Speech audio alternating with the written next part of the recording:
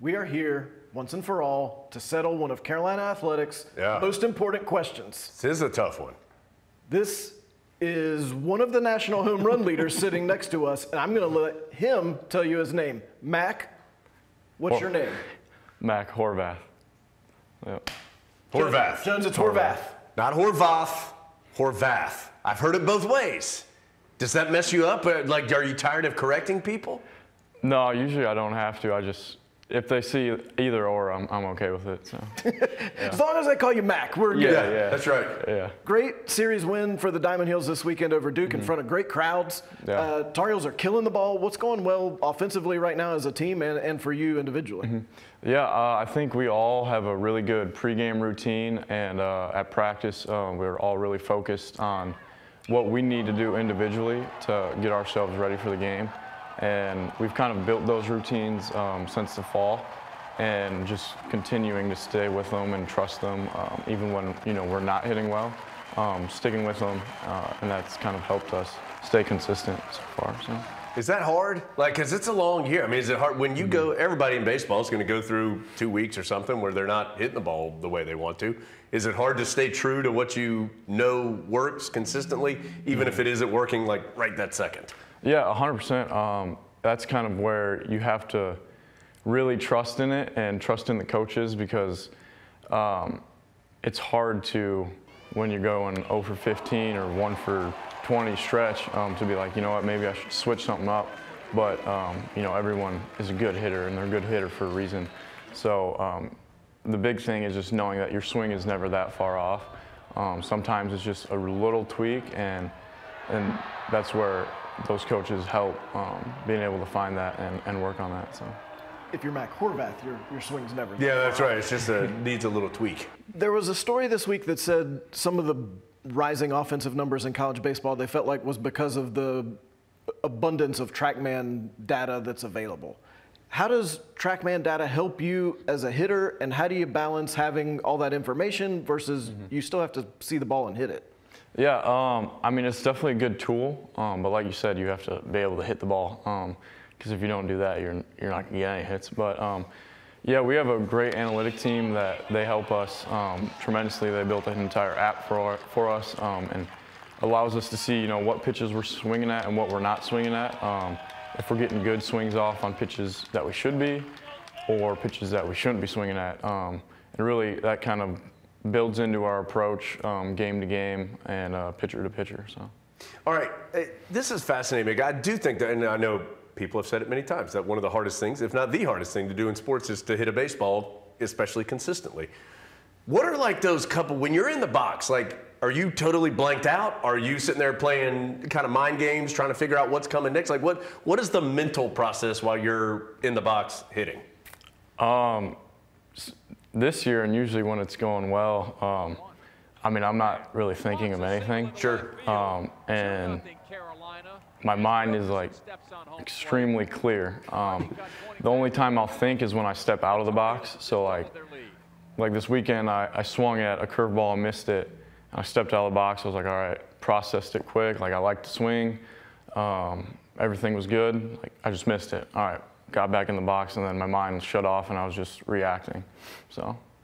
Adam, is that like you in the box? Yeah, that sounds just like me. You've moved all around in the field this year, a little more so than in the past. You've played some outfield, you've played some third base. What are you defensively, and what's enabled you to have this kind of flexibility that's given the Tar Heel offense also a lot of flexibility? Yeah, I think I'm a very athletic person, and got to play in the outfield this summer along with third base, and I think playing in the outfield and infield, it can only help. It can never really hurt you. And like you said, we have a lot of guys that are swinging it well. So coach asked me if I was okay with moving to right. I'm like, yeah, 100% I'm okay. As long as we're going to win, and we got the guys in there to do the job. So.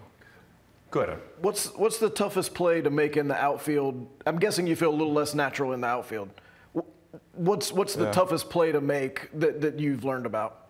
I think the toughest one for me right now, just because I haven't played there a whole lot, especially at our field, would be the ball in the corner right field, and where it's kind of bouncing around. Just like I haven't had experience with that really a whole lot, so just being able to like corral it right away and not bobble it, you know. All right, I was going to say, we've seen some incredible catches by Tar Heel outfielders this year. Vance Honeycutt had the one at Pitt. Casey Cook had the crazy play out there. What do you got for us, Mac? I'm saying, we're waiting for yours. What's the awesome Mac Horvath play? Oh, I mean, it'll happen eventually. That Casey Cook catch was crazy. Oh yeah, I've never seen anything like it. I was shocked.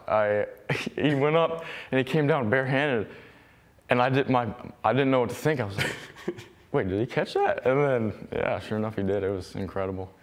Are you hoping that maybe the next time Vance makes one of those catches, he goes like what we saw with the WBC, where he comes down and like just kind of stands there and just poses at the camera? Is that the next thing on the list? Well, I mean, it's becoming pretty routine for him making those incredible plays. So I mean, I wouldn't be shocked if he just went up and caught it and just tossed it back in with no reaction. But yeah. This team seems like it, in all seriousness, has a lot of fun playing. And we actually had Coach Forbes on here a couple months ago, right before the season started, and he talked about that was a culture that he liked, that he wanted you guys to have fun together and have fun playing. Is that accurate from the outside? Is that how it feels on the inside? Yeah, 100%. I think we do a really good job of hanging out together as a group, spending time together, whether it be like going to a movie, just hanging out at someone's house, playing random games, but we're definitely a very close group of guys, and I think that only helps us on the field. So. How does a guy from Minnesota end up in Chapel Hill? I don't know. I remember really quickly. I remember getting recruited here. I remember I was at like a showcase, and some guy on my team was like, "Oh, North Carolina's here." I was like, North Carolina? I was like, they have a baseball team? I had no idea.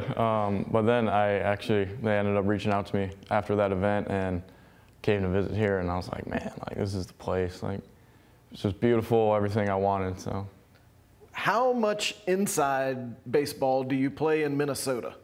Like, what's the week where you get to go outside? Whenever there's snow, not on the ground. Yeah, I mean, we practiced.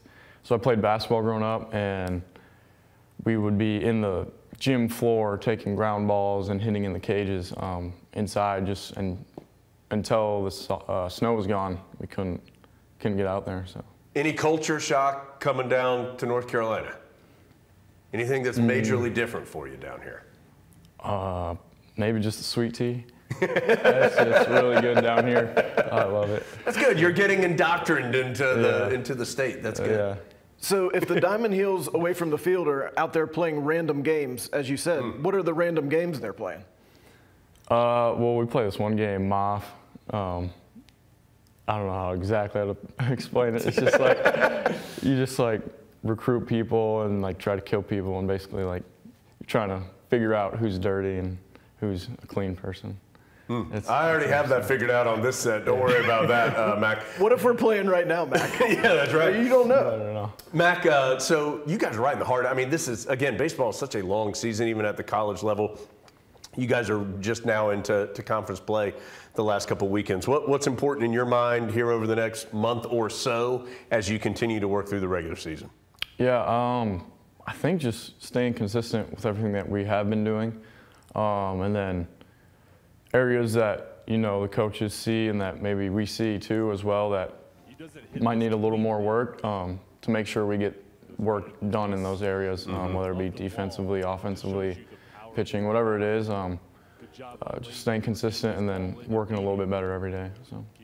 Ranked in the top 15 in the country. Always, by the way, a great day to go out to Boshamer Stadium. It's always a beautiful day and fun to go check out some Carolina baseball. And you likely will see a long ball off the bat of this guy, Mac Horvath, joining us. Mac, great to see you. Thanks for being with us. Thank you. Appreciate it. Thanks for being with us.